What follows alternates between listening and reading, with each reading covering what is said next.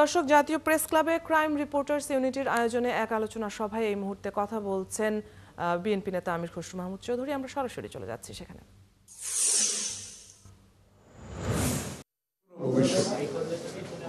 এটা একদম পরিষ্কার ধারণা, যদি আমরা ধারণ করতে না পারি, এই আকাঙ্ক্ষাকে, এই পরিবর্তনকে আনতে না পারি, তাইলে আমাদের জিয়াউর রহমান সাহেবের দেশ গড়া হবে।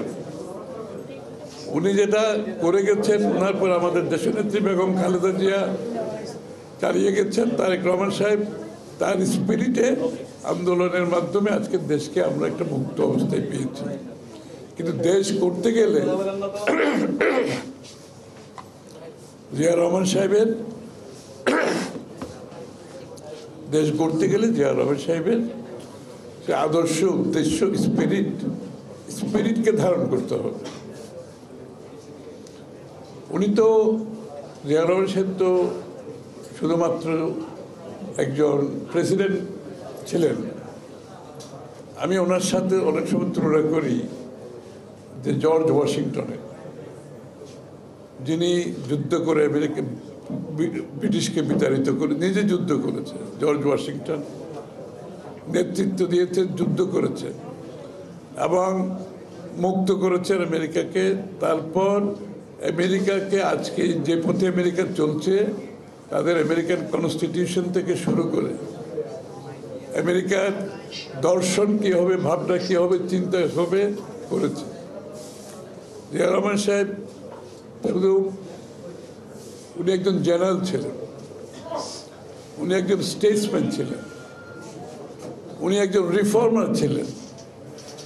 হি was not just a politician, a president না।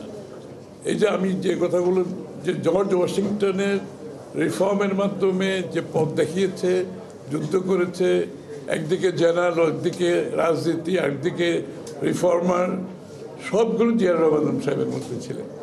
সুতরাং আমরা ওনাকে ওই বাংলাদেশের রাজনীতির মধ্যে না রেখে, উনি আসলে গ্লোবালি কয়েকজনের মধ্যে, 2-4-5 জন নেতার মধ্যে উনি একজন অন্যতম মানুষ। একটা লোকের মধ্যে এতগুলো গুণাবলী এবং এত কম সময়ে, 4 বছরও তো অতিক্রম করতে পারেন। একটা দেশকে কোথা থেকে কোথায় নিয়ে গেছে আপনার, একদলীয় বাকশাল থেকে বহুদলীয় গণতন্ত্র, সরকার চালিত অর্থনীতির থেকে মুক্তবাজার অর্থনীতি, কৃষক, শ্রমিক, ব্যবসায়ী, পেশাজীবী, পুরুষ, মহিলা, সবাই চিন্তা, তার ধারণা, তার দেশ গঠনের মধ্যে ছিল।